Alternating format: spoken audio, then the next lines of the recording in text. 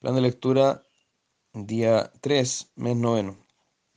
En Eclesiastés capítulo 4 comienza a hablar también de distintas formas de aflicción de espíritu debajo del sol. Una de ellas es el ser oprimido y no tener consuelo. Otra de ellas es sufrir la envidia de nuestros semejantes debido al trabajo y excelencia de obras que hayamos hecho, es decir, un buen trabajo que tenga un buen resultado, y también el no poder disfrutar de el fruto del trabajo nuevamente. Vemos que en todo momento se considera esto como una aflicción de espíritu y un sufrimiento debajo del sol, que es vanidad. Y que incluso ante estas males que se viven debajo del sol, se considera como feliz al que no alcanzó a ver los males de esta tierra. En este caso, los que nacieron muertos, los abortivos, se consideran como más dichosos que aquellos que viven una vida completamente bajo el despropósito o el sinsentido. Eh, en medio de todas estas cosas, vemos que el tener un compañero, tener alguien en quien apoyarse, es considerado también como un bien, porque si cayeren uno puede levantar a su compañero, pero hay del solo, dice. Y ahí claramente nos da una descripción de posiblemente la amistad o también la hermandad, y en el matrimonio claramente se aplica esta verdad y este versículo que es conocido. Y también compara al muchacho pobre y sabio, diciendo que es mejor que un rey viejo y necio, que no admite consejos. Es decir, lo decisivo no es ni la juventud o vejez, ni tampoco la posición en la que nos encontramos, de pobreza o de realeza, sino la sabiduría. Eso es lo que hace que realmente una persona sea considerada dichosa o mejor. Es la sabiduría finalmente lo que debemos buscar y lo que es decisivo en nuestra vida.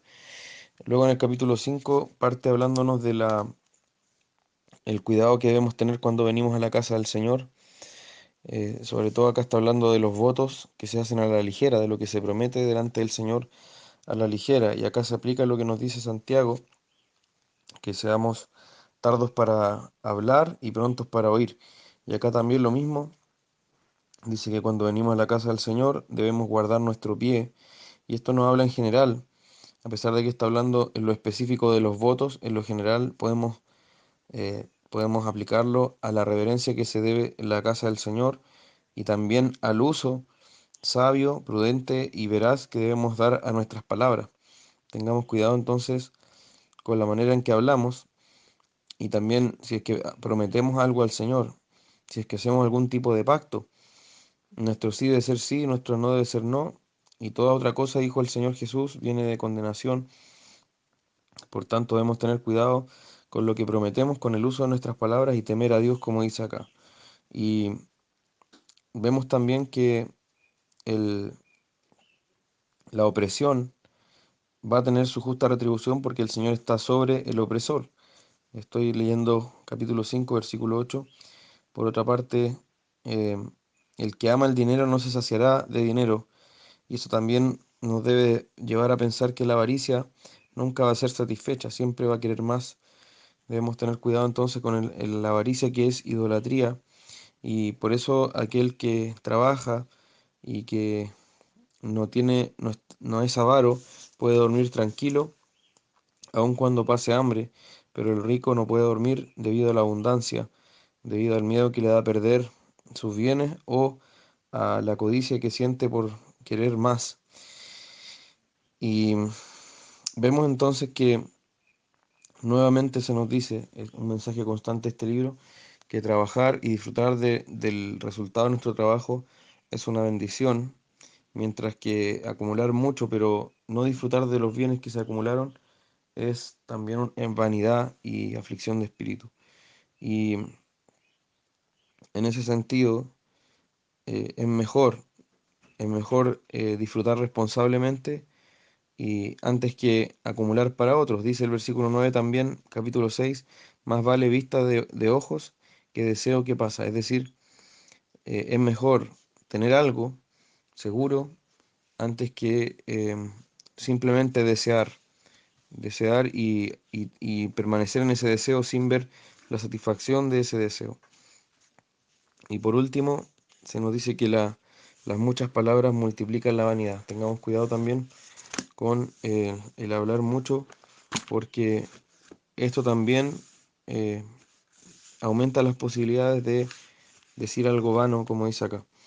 Por otra parte, Proverbios 22:16 nos dice que el que oprime al pobre para aumentar sus ganancias o que da al rico ciertamente se empobrecerá.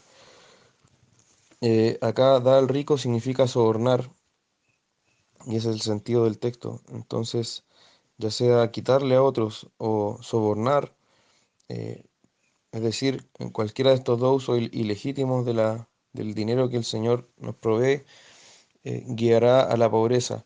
No siempre esto se verá como resultado, ya que hay personas que viven de esta manera y que se hacen ricas de esta forma, de forma corrupta, pero sí o sí en términos espirituales estaremos sufriendo una miseria realmente, estaremos arruinados espiritualmente y por supuesto en la eternidad seremos miserables si es que seguimos un camino como este. O sea, la miseria eterna ahogará por completo cualquier riqueza que se pueda haber alcanzado en esta vida, eh, que va a pasar como humo realmente. El Salmo 47 ya fue comentado en la primera parte de este plan y luego tenemos 2 Corintios capítulo 6, versículo 14 en adelante, que nos habla de no unirse en yugo desigual con los incrédulos. Ese, em, este pasaje se ha aplicado de forma especial al matrimonio, al noviazgo, y ciertamente tiene aplicación allí, pero es mucho más amplio también.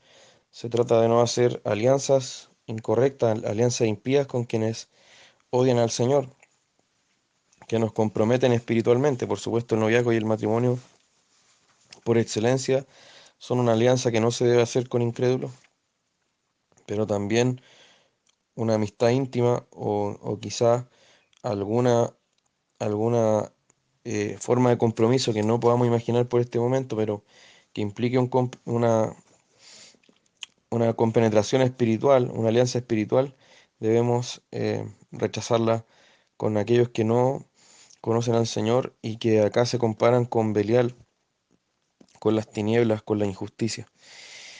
¿Y qué es lo que le recuerda el apóstol Pablo a los corintios?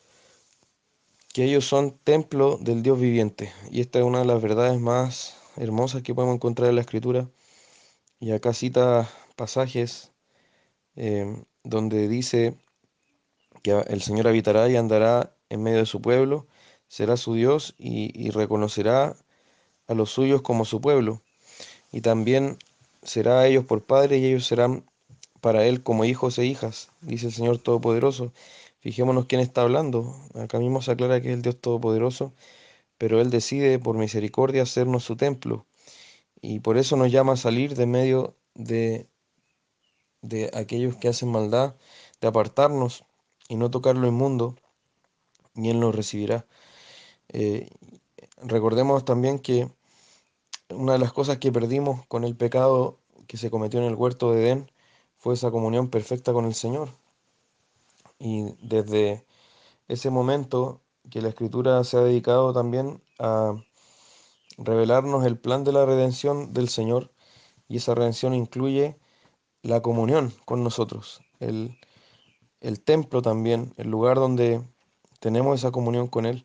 Y ya vimos que en el antiguo pacto ese templo se le prometió al rey David, que sería levantado por su descendiente, por su hijo, el hijo de David, que se vería reflejado en Salomón, pero que no era Salomón. El hijo de David, que era el Mesías, era el que levantaría el templo. Recordemos que las promesas del pacto que Dios hizo con David era un rey, que sería hijo de David, un reino, que sería eterno, y un templo, que sería levantado por ese hijo. Y vemos que todo esto se cumple en Cristo, y Él fue el rey que iba a venir, recibe un reino, dijo toda potestad me es dada en el cielo y en la tierra, y Él levanta un templo que somos nosotros, es su iglesia, nos levanta con piedras vivas.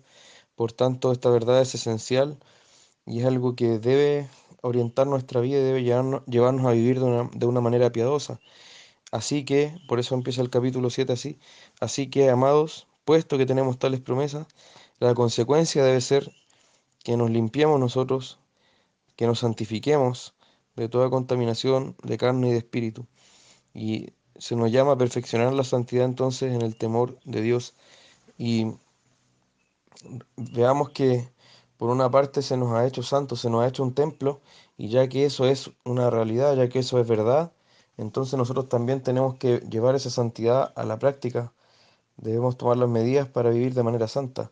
Fijémonos que no se nos dice santifíquense para que el Señor los salve y así lleguen a ser su templo, sino que ya que son el templo, ya que el Señor los ha escogido a ustedes como hijos e hijas y a Él se ha querido ser su Padre, entonces vivan de esta manera. Y esa es entonces el orden en que debemos considerar las verdades que están expuestas en la Escritura. Y por último, destaco, una vez que comienza el capítulo 7, en el versículo 4, que él dice que en medio de las tribulaciones sobreabundó de gozo. Eso también es el llamado que tenemos y es algo únicamente posible si es que el Espíritu Santo mora en nosotros.